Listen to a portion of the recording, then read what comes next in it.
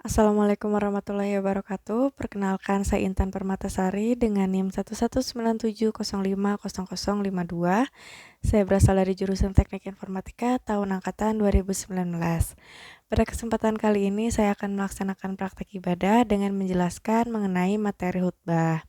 Khutbah berasal dari kata khataba, yaktubu, dan khutbatan yang berarti ceramah atau pidato. Secara umum, pengertian khutbah adalah kegiatan berdakwah, mengajak atau menyeru orang lain untuk meningkatkan ketakwaan, keimanan, dan pesan keagamaan lainnya dengan rukun dan syarat tertentu.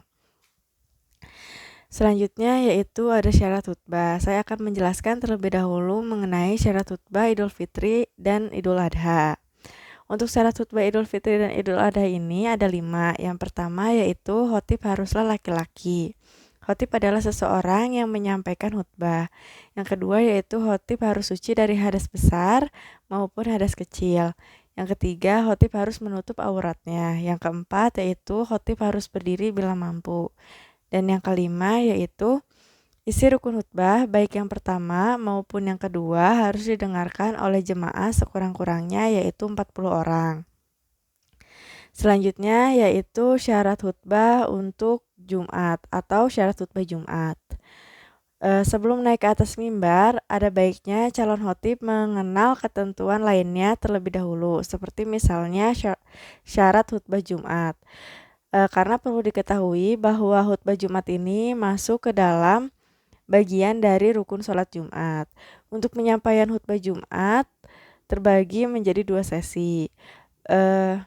Dan untuk syarat-syarat bagi calon khutbah bagi calon khotib pada khutbah Jumat ini adalah sebagai berikut. Yang pertama yaitu khotib haruslah laki-laki. Yang kedua, khotib harus suci dari hadas besar maupun hadas kecil. Yang ketiga yaitu khotib harus menutup auratnya, dan yang keempat khotib harus berdiri bila mampu. Yang kelima, khutbah dilakukan pada saat zuhur usai azan kedua sholat Jumat. Yang keenam, isi rukun khutbah baik yang pertama atau yang kedua harus didengarkan oleh jemaah sekurang-kurangnya 40 orang.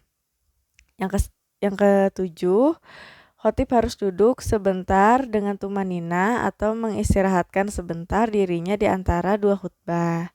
Yang kedelapan, khutbah pertama dengan khutbah kedua harus dilaksanakan secara berturut-turut. Begitupun antara khutbah dengan sholat Jumat.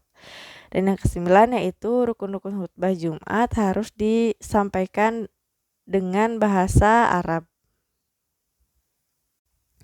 Selanjutnya yaitu mengenai rukun khutbah.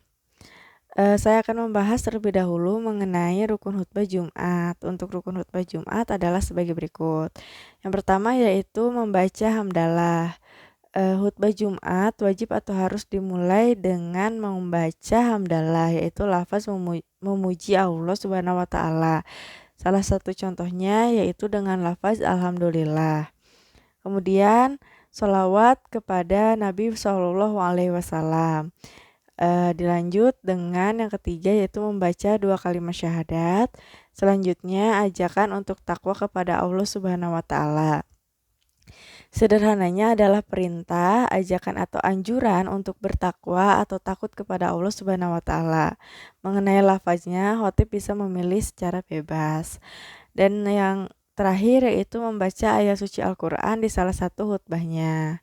Paling tidak, khotib bisa membaca minimal 1 kalimat dari ayat suci Al-Qur'an saat sedang khutbah.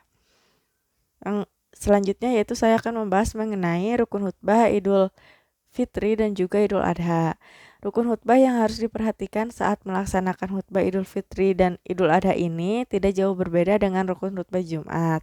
Di antaranya yaitu memuji Allah, membaca sholawat, berwasiat tentang ketakwaan, membaca ayat Al-Quran pada satu di antara khutbah, serta mendoakan kaum muslimin pada khutbah kedua.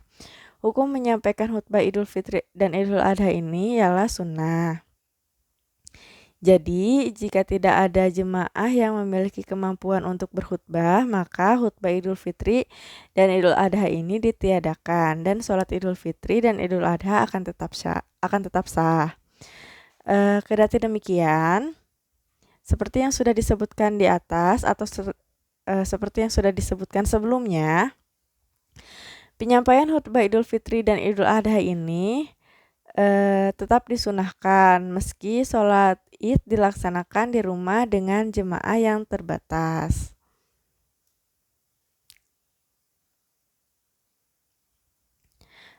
Selanjutnya yaitu tata cara khutbah. Saya akan membahas terlebih dahulu mengenai tata cara khutbah Jumat. Untuk tata cara khutbah Jumat adalah sebagai berikut sesuai dengan sunnah Rasul, yaitu 1. Khotib berdiri di atas mimbar atau tempat yang lebih tinggi lalu mengucapkan salam. Kemudian khotib dianjurkan untuk mengucap salam kepada jamaah. Yang kedua yaitu usai mengucapkan salam maka suara azan akan dikumandangkan. Khotib dianjurkan untuk duduk mendengarkan dan menirukan hingga azan selesai.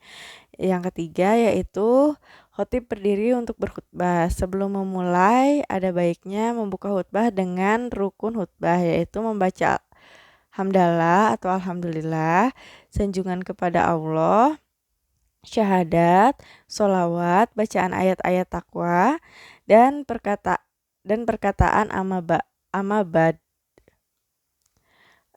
Kemudian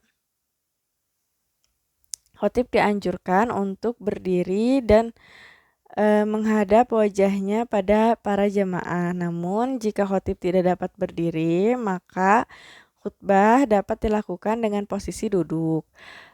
Kemudian duduk di antara dua khutbah. Usai menyampaikan khutbah pertama, hendaknya khotib duduk sejenak untuk beristirahat sebelum menyampaikan khutbah kedua. Untuk khutbah Jumat ada baiknya tidak terlalu panjang. Khutbah hendaknya tidak boleh lebih lama dibandingkan dengan durasi sholat Jumat. Selanjutnya yaitu dalam berkhutbah, khotib hendaknya melantangkan suaranya dan menyampaikan khutbahnya dengan jelas. Hal ini bertujuan supaya jemaah dapat mendengarkan dan paham dengan kata-kata yang diucapkan. Kemudian saat di akhir khutbah hendaknya ditutup dengan kalimat permohonan ampun kepada Allah Subhanahu wa taala. Kalimat permohonan ampun ini bisa disampaikan pada khutbah kedua. Dan selanjutnya saya akan membahas mengenai tata cara khutbah Idul Fitri dan Idul Adha.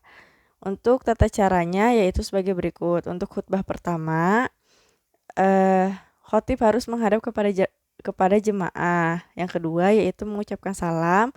Yang ketiga melafalkan takbir sebanyak 9 kali. Yang keempat membaca tahmid atau hamdalah. Yang kelima membaca sholawat Nabi yaitu Allahumma sholli ala Sayyidina Muhammad wa ala ali Sayyidina Muhammad.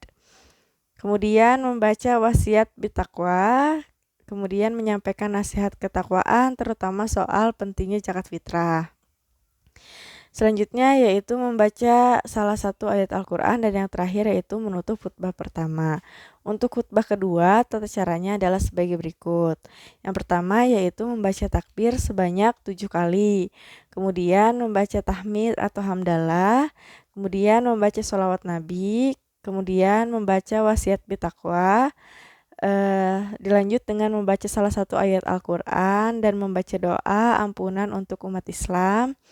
Dan juga doa sapu jagat, kemudian menutup khutbah kedua dan mengucapkan salam. Mungkin untuk penjelasan mengenai khutbah cukup sekian. Mohon maaf bila terdapat banyak kekurangan dan juga kesalahan. Wabillahi taufiq wal hidayah. Wassalamualaikum warahmatullahi wabarakatuh.